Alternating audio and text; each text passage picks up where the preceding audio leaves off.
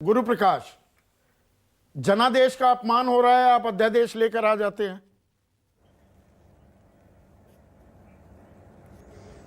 संदीप जी, आपको और पैनल में उपस्थित सभी साथियों को हमारा नमस्कार। कॉन्स्टिट्यूशन इज अंडर अटैक, मुझे लगता है कि ये शायद आखिरी वाक्य था मेरे से पूर्व में जो वक्ता अपने विचारों को रख रही थी। एक ऐसा ही कॉन्स्टिट्यूशन है आम आदमी पार्टी का, और उस आम आदमी पार्टी के कॉन्स्टिट्यूशन ने एक व्यक्ति को शाश्वत अध्यक्ष घोषित कर दिया है।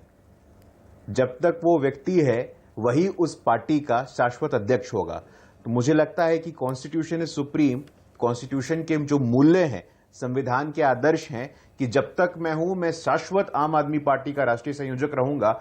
उनके पार्टी के लोगों से इस बात को सुनना, संवैधानिक आदर्शों की बातों को सुनना, मुझे कहा कि जरा आपके दर्शकों को लिए स्पष्ट कर दूं। जहां तक अध्यादेश की बात है और जनादेश की बात है, संदीप जी, बहुत ही स्पष्ट है। संविधान अधिकार देता है ऑर्डिनेंस बनाने का। अगर किसी को लगता है, अगर किसी के मन में कोई संदेह है, कोई शंका है, तो कोर्ट में जाइए, सदन में आइए, बहस करिए, बहस करने को तैयार है। लेकिन आप अध्यादेश का विरोध सिर्फ इसलिए करेंगे कि आपके खिलाफ जो भ्रष्टाचार पे कार्रवाई हो रही है, हम वो कार्रवाई नहीं होने देंगे। ये तो अहंकार है, अहंकार ही नहीं होने देंगे। सुप्रीम कोर्ट ने ये हक दिए थे, सुप्रीम कोर्ट ने गलत फैसला दिया। संदीप जी देखिए, अभी हमारे कांग्रेस के वरिष्ठ साथी हैं गुरदीप सप्पल साहब, उन्होंने बहुत अच्छी बात बोली कि सरकार एक पहिए पे नहीं चलता है, सरकार तीन पहियों पे चलता है।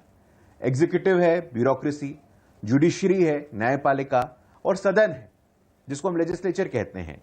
और तीनों पहियों में संतुलन बना रहे, बैलेंस ऑफ पावर हो, तो उससे गाड़ी जो है चलती रहती है देश की।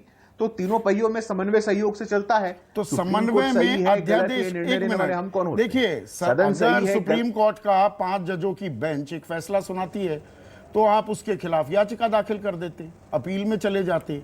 आप अध्यादेश 19 मई को लाते हैं और फैसले को चैलेंज करते हैं 20 मई को। टाइमलाइन गलत तो नहीं बता रहा मैं? नहीं तो इसमें कुछ अवैध है क्या? उसमें कुछ गैर कानूनी है क्या? हम लोग अपने कॉन्स्टिट्यूशन के मैंडेट से बाहर गए हैं क्या? ये गलत किया है क्या कुछ? नहीं, ये तार्किक नहीं है क्या? ये संवैधानिक नहीं है क्या? हर किसी के पास अधिकार है, मेरे पास अधिकार है कि अगर सुप्रीम कोर्ट का कोई निर्णय जिससे मैं संतुष्ट नहीं हूं, मैं उस निर्णय के विरोध में अपील में जा सकता हूं। तो आप जनादेश के खिलाफ तो मुझे लगता है कि आप जनादेश की हमेशा दुहाई देते हैं जब भी कोई सवाल महंगाई, बेरोजगारी, किसानी का होता है कि देखिए लोग हमें चुन रहे हैं। तो लोगों ने अरविंद केजरीवाल को चुना, 3 बार चुना। तो आप, और सुप्रीम कोर्ट कह रहा है कि भाई लोगों ने जो सरकार चुनी है वो फैसले ना ले पाए तो ये तो जनादेश का अपमान है, ये लोकतंत्र को बेईमानी बनाना है। तो मैं वो क्लैरिटी चाह रहा था आपसे। संदीप जी, आपने कुछ ज्यादा ही क्लैरिटी कर दी है। और मैं तो मतलब बड़े ही दुख के साथ कह रहा हूं, ये क्लैरिटी गलत है। अच्छा। ये कहाँ कहा गया है कि अरविंद जी निर्णय नहीं ले सकते हैं? अध्यादेश में ये बोला गया है कि ट्रांसफर पोस्टिंग के सारे निर्णय वो ले सकते हैं। अदालत का अगर फैसला नहीं पड़ा है तो पूरा भेज देता हूं। जवाब देने का मौका नहीं, जब आप ये कहेंगे ये कहां लिखा हुआ है? मैं कहा, मतलब आप नहीं, संदीप जी देखिए, मैं कहां चुनौती दे रहा हूं आपको। मैं तो आपको यह कह रहा हूं, अध्यादेश में यह लिखा है कि अरविंद जी फैसला नहीं दे सकते हैं, दिल्ली का मुख्यमंत्री फैसला नहीं दे सकता है। 3 सदस्यीय कमेटी बना दी, एक कमेटी बनी, 3 सदस्यीय कमेटी बना दी, मतभेद में उपराज्यपाल का फैसला फाइनल होगा। संदीप जी, आपकी आज्ञा हो तो हम बोल लेंगे, अगर आपकी आज्ञा हो तो हम बोलें। बोलिए ना, आप ही तो बोलते हैं। धन्यवाद। नहीं देखिए संदीप जी, हाँ नहीं देखिए, नहीं आप जनता देख रही है, आपके दर्शक देख रहे हैं, और आपके दर्शक मुझे बताते हैं कि संदीप जी का आपका विशेष स्नेह होता है, इसलिए मैं नहीं बोलता हूं आपके बीच में। देखिए Sandeep ji, democracy is about consensus. लोकतंत्र जो है वो सहमति से चलता है। उस अध्यादेश में यह कहा गया है कि एक कमेटी बनेगी, कमेटी में कंसेंसस बनेगा। आप ये मान के चल रहे हैं कि आप कंसेंसस नहीं बना पाएंगे। मतलब ये तो पूर्वाग्रहों से ग्रसित होने की पराकाष्ठा है। मैं बीच में नहीं बोल रहा था किसी के। नहीं, कोई नहीं बोलेगा। की बात करी तो जरा कॉन्स्टिट्यूशन को मानिए और शांत रहिए। हाँ, नहीं वो उनकी आवाज आई थी, इसलिए मैंने कहा कि उनको जरा कॉन्स्टिट्यूशन याद दिला दूं। धन्यवाद। हाँ, नहीं तो अध्यादेश की बात, जहां तक अध्यादेश की बात है, democracy is all about consensus, democracy is all about dialogue. लोकतंत्र में चर्चा हो, संवाद हो और उससे समाधान निकले। आप इतने ज्यादा पूर्वाग्रहों से ग्रसित है, आपके मन में यह भाव है कि जो भ्रष्टाचार में हमारे मंत्री फंसे हुए हैं उनके खिलाफ कार्रवाई ना हो जाए, हमारे खिलाफ कार्रवाई ना हो जाए। चोर की दाढ़ी में तिनका, ये तो चोर की दाढ़ी में तिनका वाली बात है कि आपके मन में यह भय है और यह भय स्वाभाविक है। ये मतलब भय हर भ्रष्टाचारी के मन में जो होना आप चाहिए। कहां से ये डर अच्छा है, कौन सा तार कहां जोड़ रहे हैं? फिर तो विपक्ष 24 जनवरी को हिंडनबर्ग रिपोर्ट के खुलासे के बाद और जो बजट सत्र में सवाल पूछे गए अडानी समूह को लेकर और एक जेपीसी की मांग की गई, वो आपने खारिज कर दी। जो तार वो वहां जोड़ रहे हैं, मैं इस तार को जोड़ दूं तो आप भी संविधान का भी मजाक उड़ा रहे हैं, आप भी वही काम कर रहे हैं, आप भी कन्वीनियंस की राजनीति कर रहे हैं। जो सवाल मैं गुरदीप सप्पल से पूछ रहा था, मीठा मीठा गप गप कड़वा कड़वा थू थू। बहुत अच्छा किया संदीप जी, आप सारा मेरा समय खा जाते हैं, मुझे इस बात की बहुत दुख है। आपने बहुत अच्छा सवाल उठाया है, आपने बहुत अच्छा सवाल उठाया है। हाँ। और दोबारा हिंडनबर्ग रिपोर्ट की आपने बात की है, सुप्रीम कोर्ट के द्वारा, सर्वोच्च न्यायालय के द्वारा नियुक्त की हुई एसआईटी, दोबारा बोल रहा हूं आपके दर्शकों की स्पष्टता के लिए, और बहुत अच्छा कि आपने विषय उठाया है। सुप्रीम कोर्ट के द्वारा एसआईटी अपॉइंट की गई थी, उस एसआईटी में स्पष्ट रूप से कहा गया है कि हिंडनबर्ग रिपोर्ट है वो बेसलेस है। सुप्रीम कोर्ट ने ये लिखा है इस रिपोर्ट में, जो हिंडनबर्ग रिपोर्ट लिखा है ये रिपोर्ट में, उसमें जेपीसी की बात, ये लिखा है रिपोर्ट में। कहां से कौन सी रिपोर्ट पढ़ लेते हैं आप? नहीं संदीप जी, आप उस हिंडनबर्ग बेसलेस है, ये लिखा हुआ दिखा दीजिए रिपोर्ट में। एसआईटी ने क्या कहा है? अरे लिखा हुआ दिखा दीजिए। नहीं तो उसमें टर्म्स ऑफ रेफरेंसेस अभी भी उसमें 3 सवाल बचे हुए हैं। सुप्रीम कोर्ट की सरलीकरण मत कीजिए प्लीज। अब आप मेरा समय खा लीजिए, मतलब आप समय खा लीजिए। नहीं, मैं तो कह रहा हूं ना आपको, सुप्रीम कोर्ट की एसआईटी ने यदि अडानी को दोषी ठहराया तो आप बताइए ना। अब वहां जाने का मतलब नहीं है, सेटल्ड मैटर, वो सेटल्ड मैटर है। उस पे बात करके हम लोग डिबेट का वक्त जाया ना करें। चलिए, डिबेट का वक्त जाया नहीं करते हैं। आपने 2 चीजों का नाम दिया कि वी बिलीव, 1 मिनट, कि आप कंसेंसस में विश्वास रखते हैं और डायलॉग में, और यही लोकतंत्र होता है। तो हमारा नया संसद भवन बन रहा है, वो कौन सा कंसेंसस, कौन सा डायलॉग आपने किया कि 19 दल उसका बहिष्कार कर रहे हैं? संदीप जी, मैं आशा करता हूं कि इस प्रश्न का जवाब आप मुझे देने का पूरा मौका देंगे। संदीप जी, नया संसद भवन बनना है, ये किसकी राय थी?